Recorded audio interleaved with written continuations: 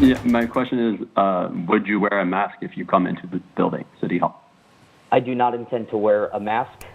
After last night's censure vote, Spokane City Council member Jonathan Bingle maintains his stance to not wear a mask inside City Hall. This is in violation of state law and City Hall rules. The question tonight, can anything be done about that? Good evening and thank you for joining us for KREM News at 6. I'm Mark Hanrahan. And I'm Tom Sherry. Whitney has the evening off. That censure against Jonathan Bingle passed with a vote of 5-2 over his refusal to wear a mask at City Hall. Well, as our Ian Smay reports tonight, the only real action moving forward would have to be from the voters. The Spokane City Council took the rare step to censure Councilmember Jonathan Bingle on Monday night. That passes 5-2. The censure doesn't remove any of his power. It instead acts as a formal denouncement of his actions. I want the minority to always have a stance, to always have a voice, and that's why I've taken this stance. There are some other things the council can do to discipline its own members. We have several commissions that we assign council members to represent the city. And again, if someone's just consistently breaking the law, they're probably not the best representative. And so we can take that step. It's something that's so rare. City Council can't remove a council member from office. City spokesperson Brian Coddington said current rules leave discipline up to the council and not the mayor's office.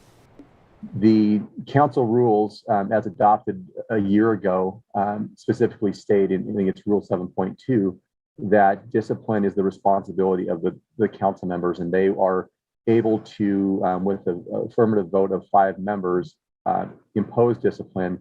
Only the voters can remove a council member. That can happen by choosing a new council member next election or gathering signatures for a recall election. Washington law states 25% of the people who voted in the election of a Spokane City Council member would need to sign a petition to recall the official. In Bingle's case, that would be a little more than 2,500 signatures. Once they are verified as real and valid, it would then go to a vote in his district.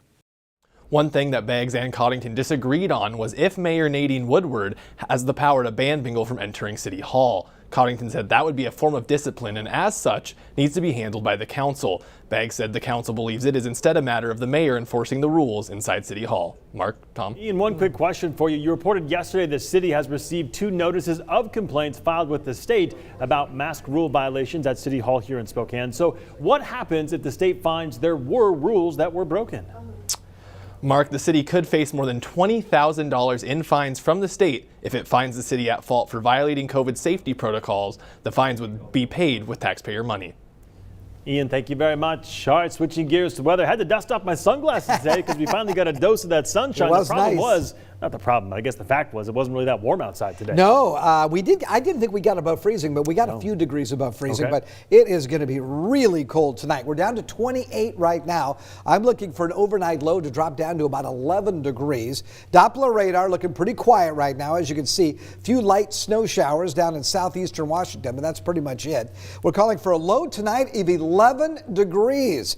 Could see some patchy fog set up early tomorrow morning, and then we could see some clearing at times before the next weather system moves in Wednesday night. By Wednesday evening, between 8 and midnight, I think we could see some snow. And for viewers down to the south of us, in the Palouse, Washington and Idaho Palouse, you've got a better chance of that snow starting even earlier in the day. And we'll look for a daytime high of only 27. We check your weekend weather, highs in the upper 30s. It looks like it's going to be mostly dry and also mostly cloudy.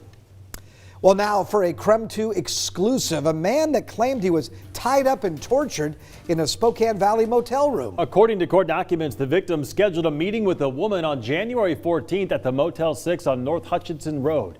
The woman then invited him to a room, and after entering, deputies say a man pointed a gun at his head while another placed him in handcuffs and blindfolded him. According to deputies, the victim was then pushed onto a bed and shocked several times.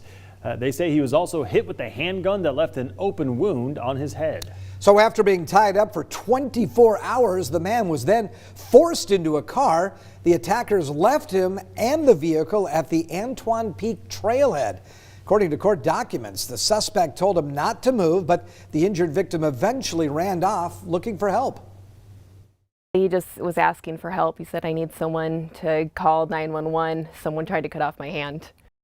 Wow, well, that victim described to that woman right there, Christina Bowen, he knocked on her door at 3:45, told him what had happened. She helped him. She called 911, and the victim was then taken to Deaconess Hospital. The Spokane County Sheriff's Office is investigating and says this was not a random kidnapping. They say the victim may have been set up. So far, no one's been arrested in that case. To your day's top stories now. The man arrested for a South Hill shooting last week was supposed to appear in court this morning. The court scheduled 65-year-old Gary Cottrill for an arraignment at 9:30 this morning, but he didn't show up. You might recall he's the suspect that allegedly shot someone in the face after he was confronted about slashing tires. His counsel told the judge that Cottrill was not able to make it for medical reasons. The judge rescheduled that arraignment for 1 week from today. Cottrill's counsel also told the judge that he's filing for a stay hearing, and that could mean they could ask the court to suspend court proceedings in this case. We had to return to the scene of a murder every day for the rest of the school year. Another 170 school days. It is day 5 of the Freeman community sharing their victim impact statements. Today, some of the people who were their first line of defense against the killer shared their thoughts with the judge. And those were Freeman teachers. They were there for the students during and after that deadly day back in the fall of 2017. KREM 2's Amanda Rowley shares what one teacher witnessed just moments after the first gunshots were fired. On the day of the shooting, Marty Jessett told the judge he heard several loud pops, the thunder of student footsteps, and screaming. Then he explained how he helped one of the injured students who ended up in his classroom. Moments after the first gunshots were fired, Freeman teachers relied on their training and pulled students into their classroom, hoping they were out of harm's way. The bullets flew towards my room, and he ran out of bullets just outside of my door. In fact, I know that he tried to shoot Emma a second time as she was entering my room. Marty Jessett secured his classroom with several students, including Emma Neese, one of the students who was shot. He told the judge the reality of what happened began to set in when a student in the classroom alerted him to Emma's gunshot wound. I literally reached for a Band-Aid from my desk to put on her gunshot wound. Too small, I thought to myself. I found athletic tape in my cupboard and bandaged the wound on her belly. I put a big X over the wound. Then Ellie's voice from behind me. Mr. Jessett, don't you think you should call 911? He focused on trying to keep his students safe, but in the back of his mind, he couldn't help but think they were sitting ducks. The vulnerable thoughts snuck in. What if the shooter or shooters come back? Days later, when teachers and staff returned to school, Marty says his classroom looked like it was frozen in time from the day of the shooting. With every notebook, book, pencil, and paper exactly where it had been when the first shot was fired. Even the geometry problem that I had up was still being projected onto the board with my document camera. He says it was difficult being back there and barely made it through the first day. But there was comfort in the notes, coffee, and care packages the school received from the surrounding community. Now, victim impact statements are on pause the rest of this week due to victim availability. We will continue to hear more statements in court next Wednesday. Amanda Rowley, KREM 2 News. And today the judge also heard from family members of Jordan Goldsmith. She's one of the 3 students who was shot at Freeman High School.